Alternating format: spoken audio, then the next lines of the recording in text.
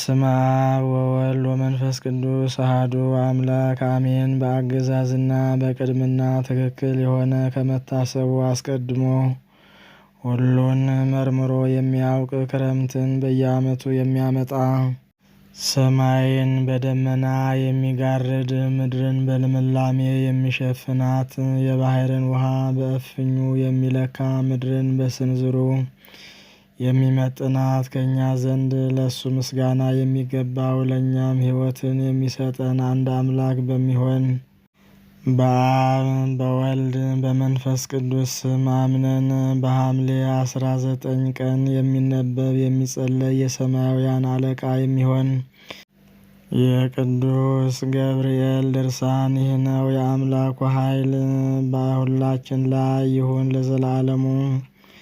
እለእስክንድሮስ የተባለ መኮንን በውስጡ ሰም፣ ጨው፣ ባሩድ፣ ሙጫ፣ የዶሮ ማር፣ እርሳስ፣ ብረት፣ ቅንጭብ፣ ቁልቋል ጨምራችሁ ታላቅ የብረት ጋን አምጡልኝ ብሎ ጭፍሮቹን አዘዛቸው።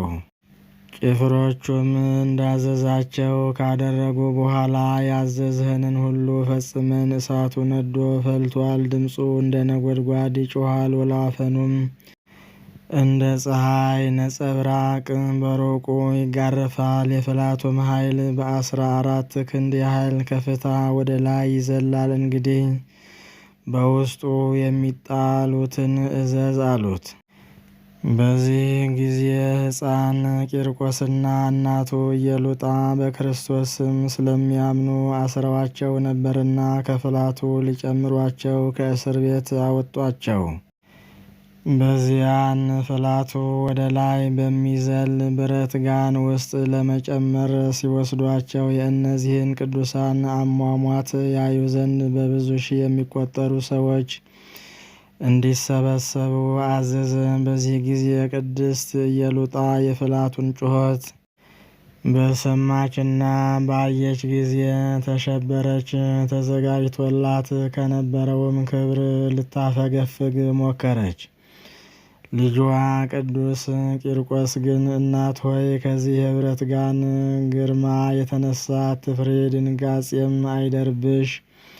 አናንያንና አዛርያን ሚሳኤልንም እግዚአብሔር ከእቶነ እሳት እንዳወጣቸው ሁሉ እኛንም ከዚህ ከብረት ጋን ሊያወጣን ችሎታ ያለው መሆኑን አትጠራጠሪ። እናት ሆይ ከዚህ ከሚያልፈው ዓለም ጭንቅና መከራ ለመዳን ስትይ በማያልፈው በዘላለም እሳት ለመቀጣት ትመርጫለሽን?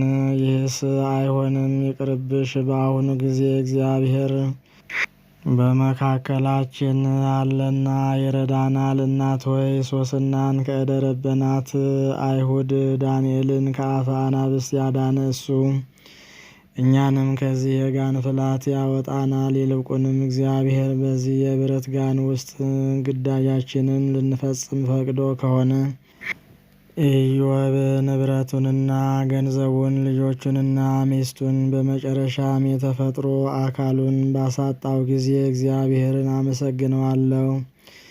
እግዚአብሔር ሰጠ፣ እግዚአብሔር ነሳ፣ እግዚአብሔርም እንደወደደ አደረገ ከማለት በስተቀር ምንም የተናገረው ነገር እንደሌለ ሁሉ እኛም የሱን ዓላማ በመከተል ይህን መከራ ልንታገስ ይገባናል አላት። ነገር ግን እናቱ በዚህ ምክር ልትጽናና ባለመቻሏ ቅዱስ ቂርቆስ ዓይኑን ወደ ሰማይ አቅንቶ አቤቱ አምላክ ሆይ ይህችን ባሪያህን ከርስት የምትለያት ከሆነ ከባለሟልነት መጽሐፍ ፋቀኝ። አቤቱ አዝመራውን አቃጥለ ፍሬውን ልትባርክ ትወዳለህን? ይህን እንዳታደርግ ግን ቸርነትህ ትከለክልሃለች። አቤቱ እንጨቱን ቆርጣችሁ አንድዱት፣ ቅጠሉን ግን ጠብቁት ብለህ ልታዝ መለኮታዊ ባሕርይ አይደለም። ነገር ግን እንጨቱንም ቅጠሉንም በአንድ ጠብቁት ብለህ ታዛለህ እንጂ። እንግዲህ በዚህ ምክንያት ይህን ያየ ሁሉ ማዳን የሚችል አምላክ ቢኖራቸውስ ኖሮ ከዚህ ከእሳት ባልሸሹም ነበር ብሎ አይጠራጠር። አቤቱ ዲያብሎስም ከባለስልጣኑ ይልቅ እኔ በረታሁ ቅዱሳኖቹንም ድል ነሳኋቸው ብሎ እንዳይመካ ከመንጋውም አንድ በግ ቀማሁ በማለት እንዳይደነፋ ለእናቴ ጽኑ የሆነ ኃይለ መንፈስ ቅዱስን ስጣት ብሎ በጸለየ ጊዜ ዲያብሎስ ከኢየሉጣ አጠገብ ብን ብሎ ጠፋ።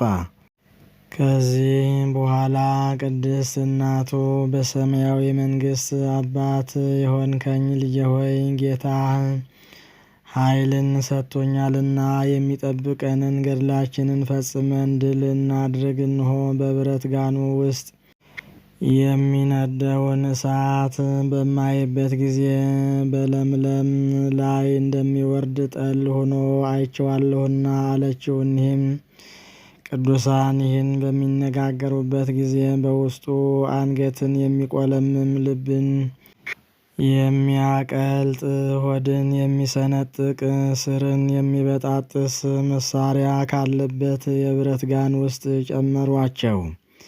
ከዚህ በኋላ የመላእክት አለቃ ቅዱስ ገብርኤል ከሰማይ ወረደና የብረቱን ጋን እሳት አጠፋው። ከቅዱሳኑም አንዳቸውንም ሳያቃጥላቸው የብረቱ ጋን ማቃጠሉና መፍላቱም ጸጥ አለ። ወንድሞቻችን ሆይ እንግዲህ በጭንቃቸው ጊዜ ገድላቸውን እስኪፈጽሙ ድረስ ይህ መልአክ ከሰማዕታትና ከጻድቃን ጎን እንደማይለይ እወቁ።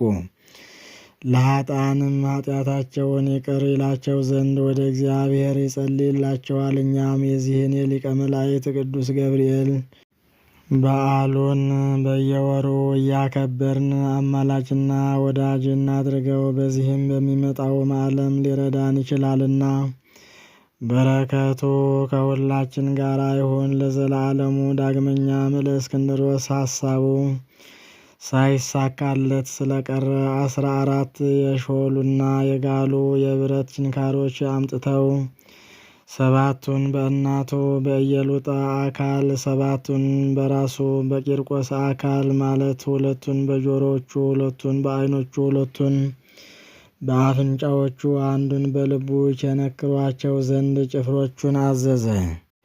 ዳግመኛም የሕፃኑን የራስ ቆዳ ገፈው እሳት ውስጥ ይጨምሩት ዘንድ አዘዘ። አሁንም መልአኩ መጥቶ ይህን መከራ ከሱ አራቀለት። ቀጥሎም በመቃን ውስጥ ጨምረው በገመድ እንዲጎትቱት አዘዘ። በዚህም ጊዜ መልአኩ አዳነው። ሕዝቡም ይህን ሁሉ ተአምር ባዩ ጊዜ እግዚአብሔርን አመሰገኑት፣ ቅዱስ ገብርኤልንም አከበሩት። ልመናው ረዳትነቱ ከሁላችን ጋር ይሁን ለዘላለሙ አሜን።